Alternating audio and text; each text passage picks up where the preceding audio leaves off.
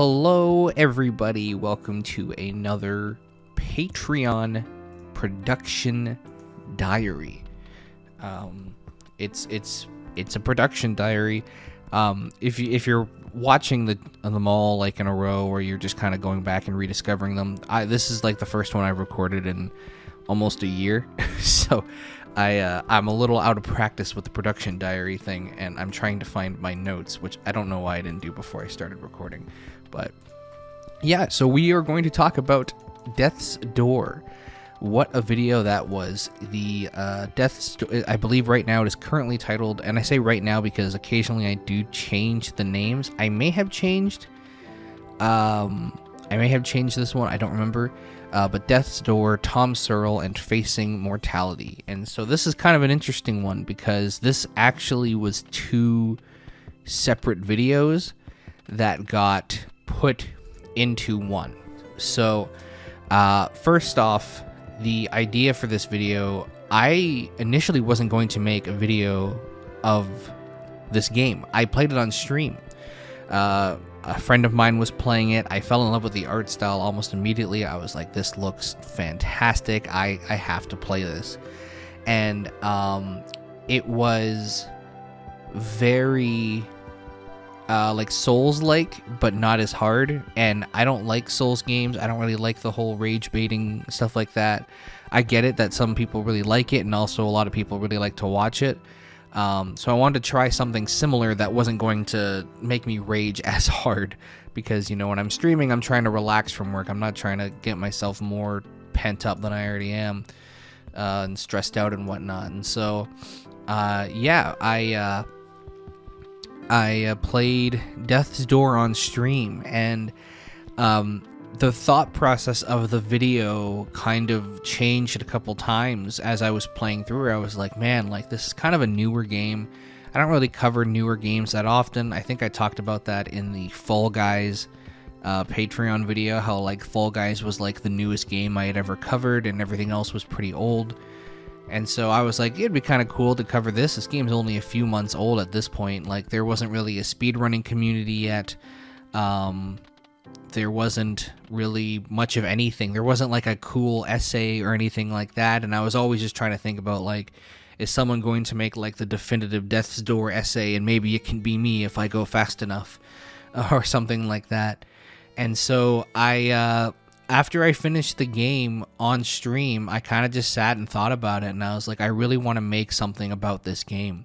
And initially it had two different sections. It had like a full mechanical breakdown and story review, which would be like my normal, I guess not normal, normal's not the right term, because it's not normal for you, but it's kind of normal for how I want to do things moving forward.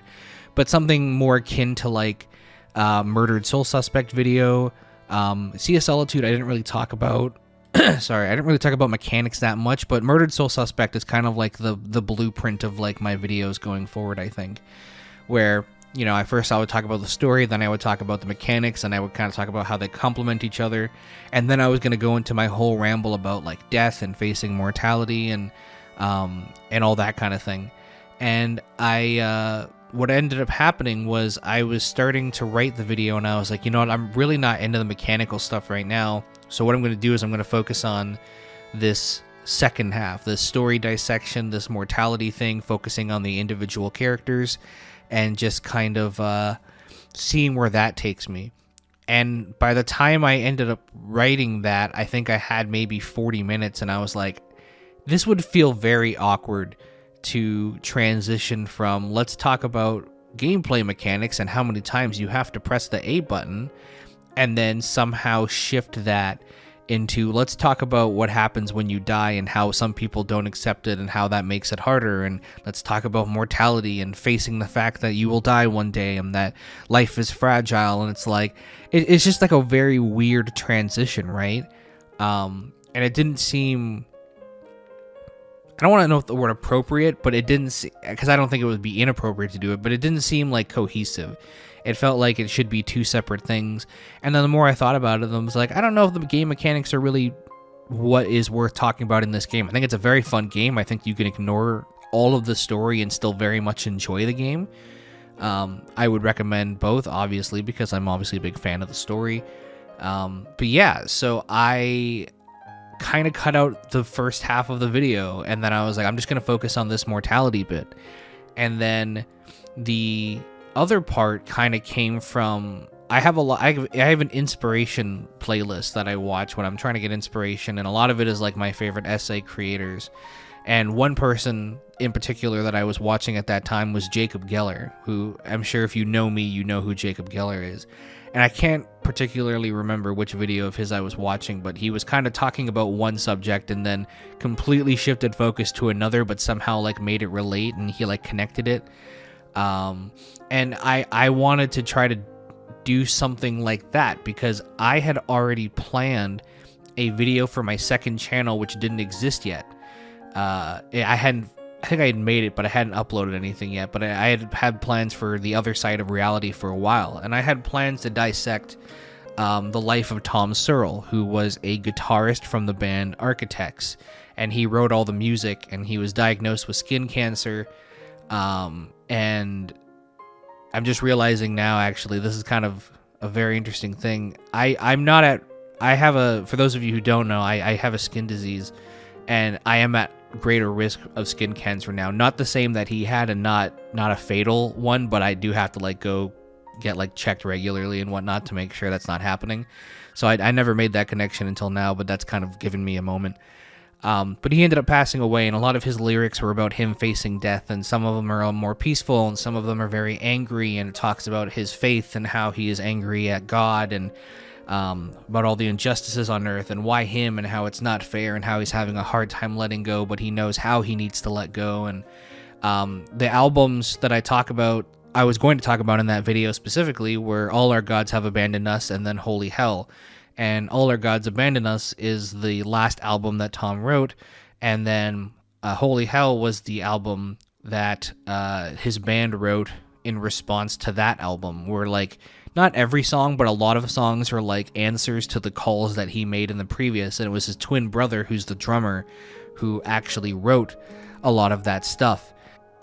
And during the last song on All Our Gods Have Abandoned Us, pretty much the last song that Tom released, I guess, if you want to say that way, there's someone named Alan Watts, who was like a philosopher who talked a lot about this kind of thing, and he made this metaphor, and they play it in the song, and it's this metaphor about how if you resist the river, suddenly you realize how fast the river is, but if you lie with the river, then it won't seem so bad. And that's kind of how he talks about death. It's like if you fight death, then it'll hit a lot harder when you die.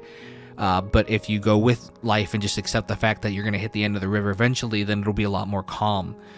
And so I was going to write a whole video on that, and I was like, well, it'd be kind of weird to write two different videos on mortality. So what if I combined them together? And that's what I ended up doing. And so I kind of made this first half, and I set up the story, and then I set up the second half. And it's a little bit different for me because I generally don't cover a lot of... It's funny because I say I don't cover a lot of heavy stuff, but really if you look at like what I've done, I guess Sea of Solitude is pretty heavy. Murdered Soul Suspect, not so much. And then I guess Goodbye to Fall... Or Games That Shape Us and not Fall Guys. Games That Shape Us and Flash games are a little more on the deeper side. Not Flash games as much. Games That Shape Us is definitely a lot more deeper because I get really heavy and serious into that. But yeah, like I don't cover a lot of more serious stuff, but that's definitely like a direction that I intend on heading for sure. And guys like Jacob Geller really inspired that because they're very captivating in the way that they talk about things. I can't remember the video that I watched that inspired this. I think it was probably an older one, but it might have been one about like mountains, perhaps, maybe, I don't know. There was one that he did about, or no, holes. Was it holes? I can't remember. Anyways, so Jacob Geller is obviously incredible, and my writing is nowhere near on his level. It never will be anywhere near on his level, and that's okay. I'm not trying to to get on that level, because I know that's not a possible thing for me. But I wanted to kind of take inspiration from that, and I wanted to get a little more heavier into the dissection, and I wanted to talk about something that like meant a lot to me. I think like the clicker video worked so well because those games meant so much to me. So when people said, "Oh, you should cover rhythm games or first-person shooters," like, well, those games don't mean anything to me. Those genres don't mean anything to me. So the impact of the video won't mean as much. It'll feel very hollow. Whereas this is like, I think you can tell very much. I think I say it in the video that like I feel like death has kind of always been following around me like a shadow and plaguing me a little bit. And I think you can tell in this video that I'm very passionate about what I'm talking about, and that I have a lot of thoughts about this because my mind works 24/7 and it literally does not slow down. And so I am always thinking about this kind of thing, right? Because life is fragile, and you know, even thinking about this now and doing this this Patreon video, like just before Christmas, a couple, like 3 months ago, a dear friend of mine passed away, and it's one of those things that just makes you think about all of that stuff, right? So for sure, this is something that I am passionate about and I think about, and it has made me seem very cold, I think, to a lot of people, because a lot of people will kind of get like, I mean, understandably so, a lot of people get really sad and emotional about death.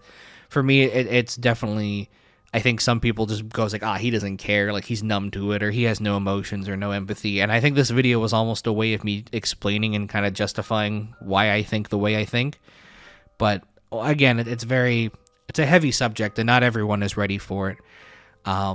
So once I got that kind of stuff laid out, I realized that I wanted to have cutscene footage, but there's no voice acting in the game, and I came up with the idea of asking my friends to do some voice acting. And the first person I asked was Genix, who only has one line and was probably one of the best voice actors in the thing. And I just said, "Hey, can you voice this line for me? I want to see how this looks in an editing video, like in the process of editing." And it ended up being really good. And so after I reached out to Genix and he did that line, I asked my friend West Dog, who I know is very into voice acting, to do some bigger roles. And then my friend Volantis, who now goes by Dale, and then Nico Hart, who is still Nico Hart, and then Gundam Fang, who has originally he wanted to be a voice actor. I don't think he does anymore. But a lot of my friends were willing to help out and lend their voices, and I definitely typed out some of the lines wrong. So if they say anything wrong in the video, that's on me.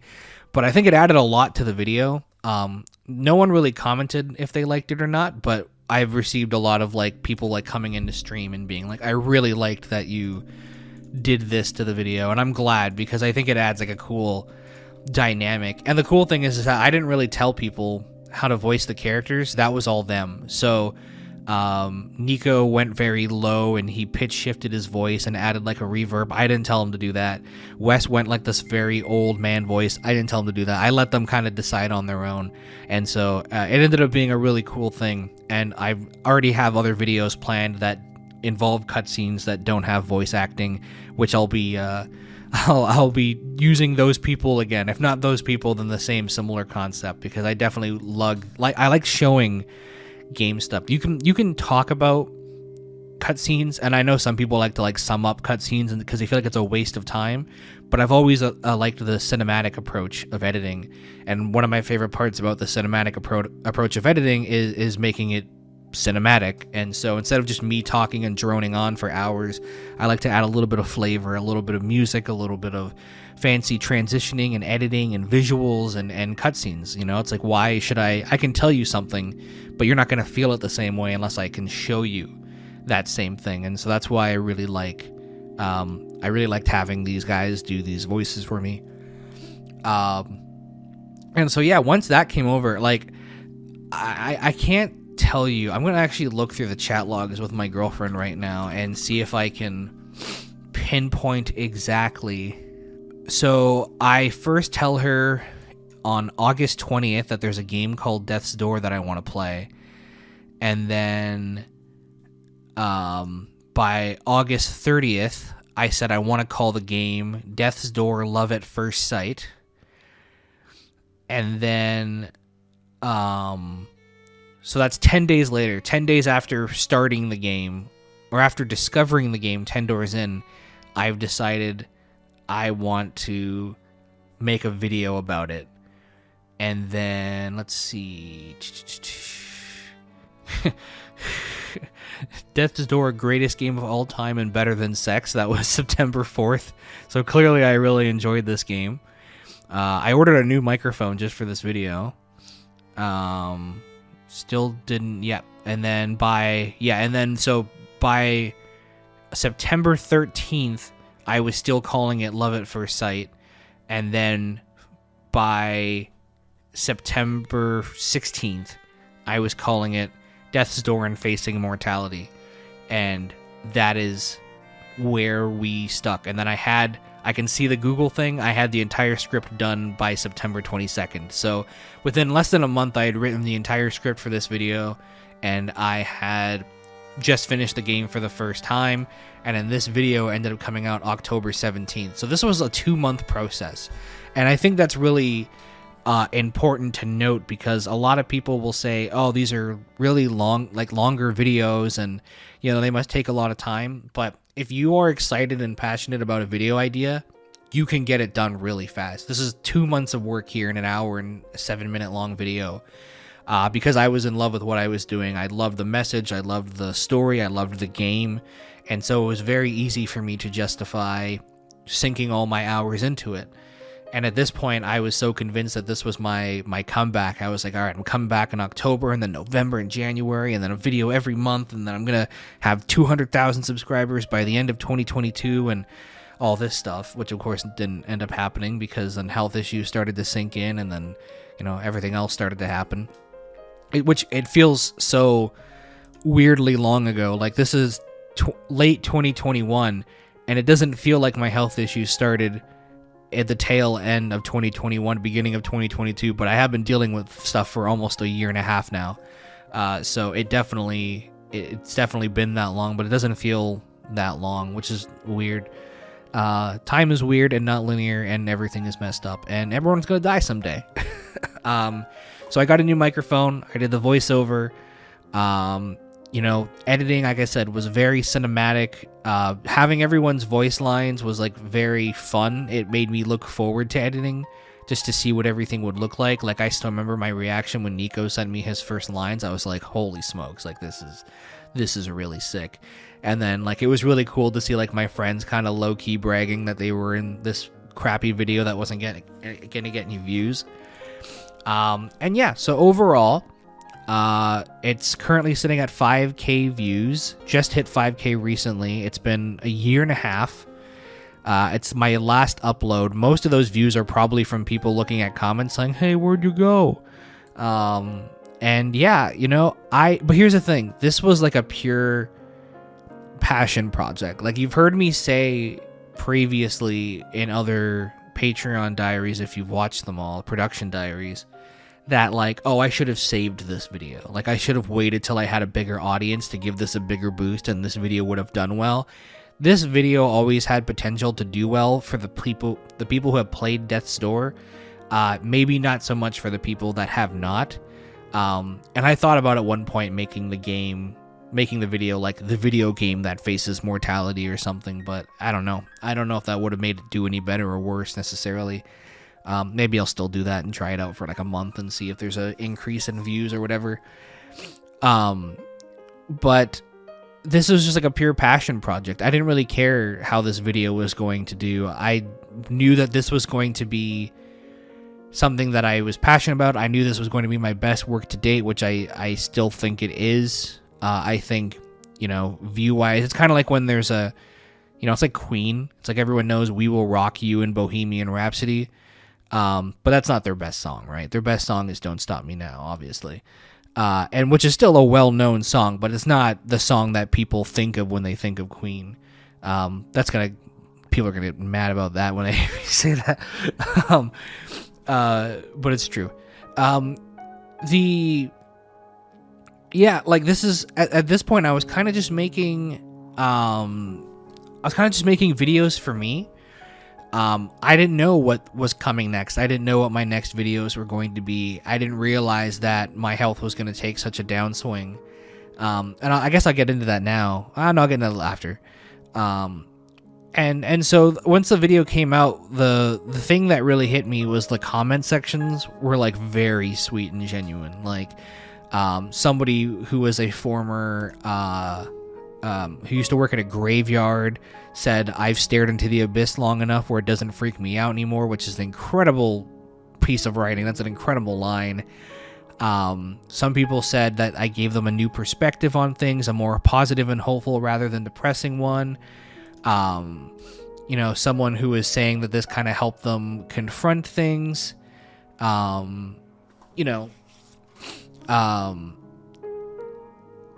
It's really a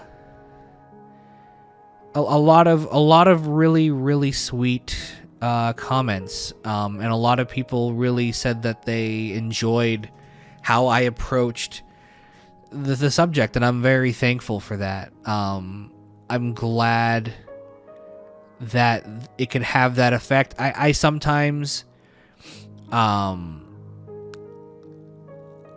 I sometimes will see kind of people be like, "Oh, I watched this Minecraft Let's Play and it changed my life," and stuff. And I always felt a little bit like, but I guess it feels a little bit different when you're A, on the other side of it, and B, when you're actually talking about like a heavy subject. Like, I do know for a fact that some like personal friends who watched the video like reached out to me and were like, "Yeah, this gave me lots of thoughts," which was the point. It's supposed to be thought-provoking, which is the exact opposite of what the name Reality Escape is all about. So thank goodness. Thank goodness I did that. But yeah, it's really just,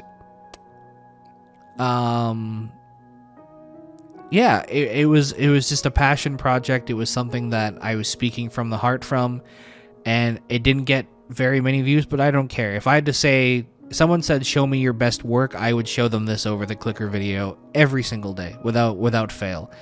I went and found, images that were in the public domain, and I credited them with the artist when I could, and I got into theory, and I got into philosophy, and I got into Alan Watts, and I got to talk about one of my favorite metal bands of all time, and I got to do a lot of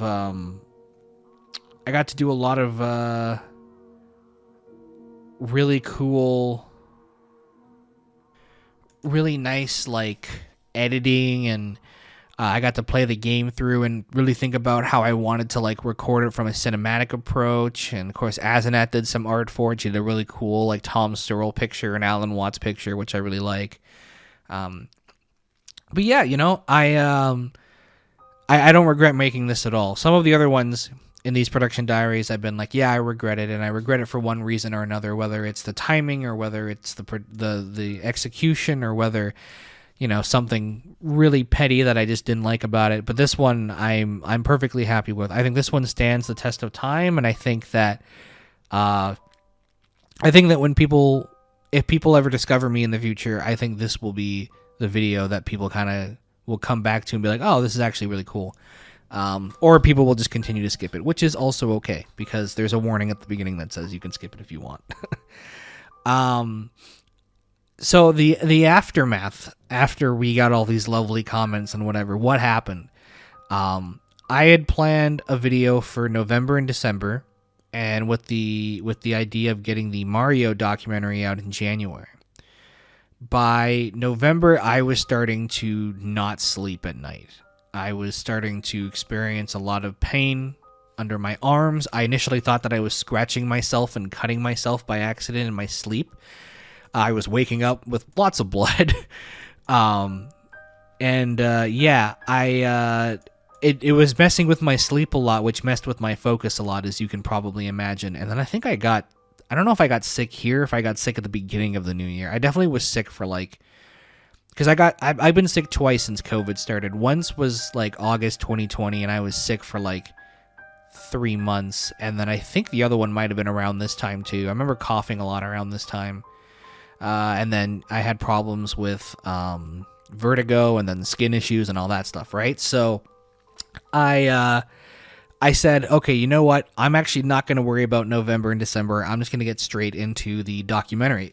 Believe it or not, which you probably won't, documentaries take a long time, and that actually was the plan, and I actually executed that plan for about 8 months.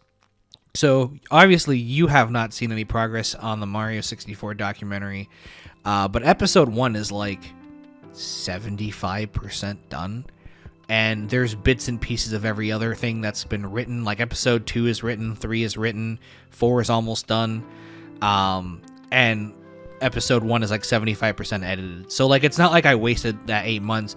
The problem is that my focus was declining, my health was declining, and I was not overly excited about working on Mario. I was severely burnt out. I think I talked about it. It's been so long since I recorded that Patreon diary about Mario.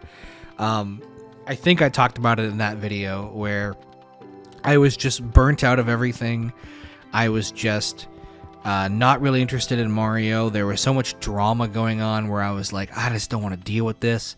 And it's a huge project, right? I have like in total like 10 interviews or something like that, like 10 interviews, and I have to figure out how to place what where and what visuals to put out, and I have to get tweets, and I have to get pictures, and I have to figure out a way to make the visuals a little more exciting. It's a lot, right? It's a lot of stuff like that, and you can really get stuck in your head. And I don't have a team, right? I don't have a team. I don't really have someone who can help me sift through footage and look for other things or do whatever. I was really just kind of on my own, and I got so into it. My head was starting to hurt. I was starting to dread working every day.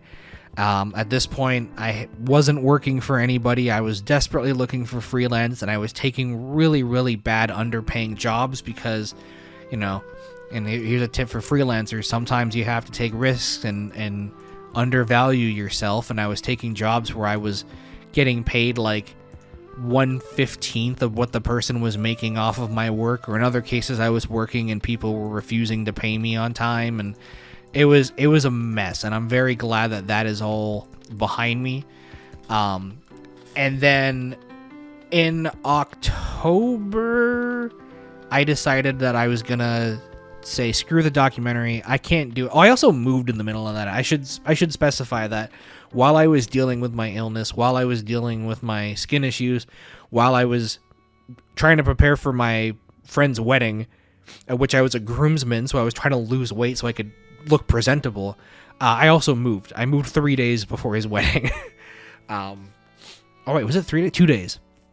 I moved 2 days before his wedding. And then that threw everything into turmoil because my current setup right now is just not very good for working.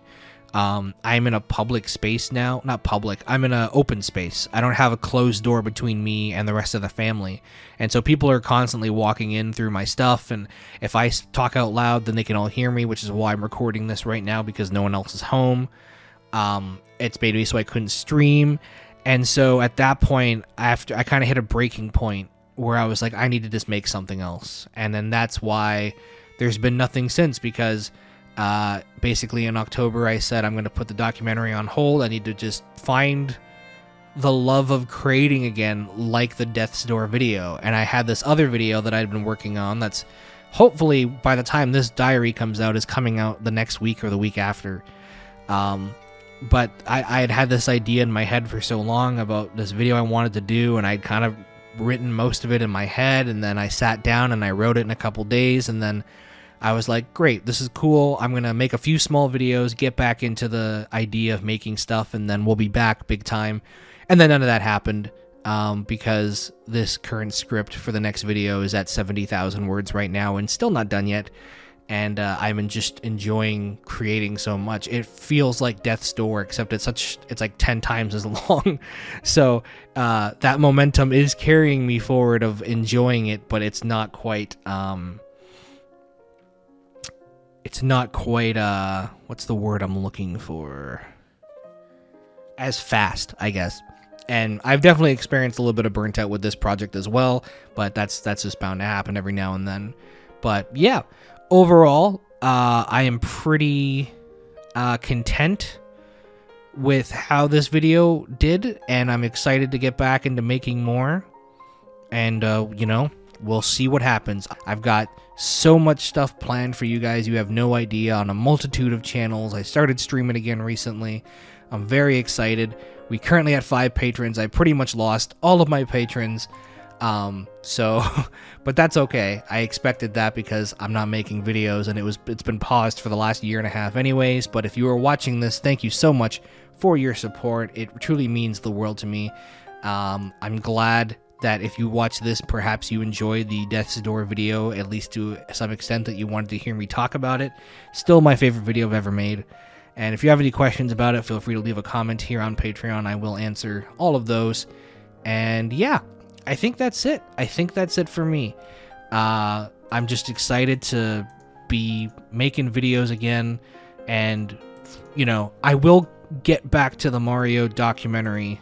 But for now, I need to find my love of video making again. And I think, in a way, this video really opened my eyes to, like, how fun video making can be. And once I feel like Mario can be fun again, then I will focus on Mario again. But until that happens, I will just continue to make videos like Death's Door, even if no one's watching them, because that's what I love doing, and that's what I have fun with, and I'm just extremely excited for the direction that we are headed. So thank you very much for watching. I hope you're all doing well. Stay safe, and hopefully I will see you soon with another newer, up-to-date production diary. At this point, going forward, all the production diaries will be recorded 2 weeks after the videos are done, and they're gonna feature questions and answers from, like, people's comments and whatnot. So that'll be really cool. Stay tuned for that. Unless no one asks me questions, and it'll be really cringe and no one will like it. But that'll be a thing that happens. So take care, stay safe, and I will see you all soon.